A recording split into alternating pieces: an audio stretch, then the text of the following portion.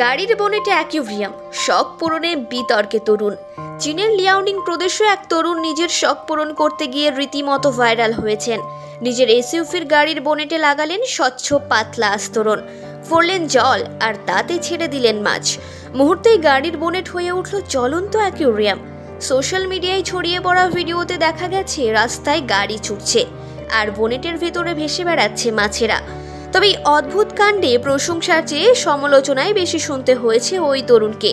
প্রত্যক্ষদর্শীরা কটাক্ষ করেছেন আর ট্রাফিক পুলিশ একে বেআইনি বলে দাবি করেছে। অনেকে প্রশ্ন তুলেছেন, এত গরমে মাছগুলিকে কষ্ট দেওয়ার মানেটা কি? এমনকি অনেকেই আশঙ্কা প্রকাশ করেছেন এত তাপে মাছগুলি মারা যেতে পারে। যদিও ওই তরুণ জানিয়েছেন তিনি গাড়িটি দীর্ঘক্ষণ চালাননি, কেবলমাত্র লোকজনকে দেখানোর জন্যই রাস্তায় এনেছিলেন। পরে নিজেই মাছগুলিকে বের করে দেন তিনি।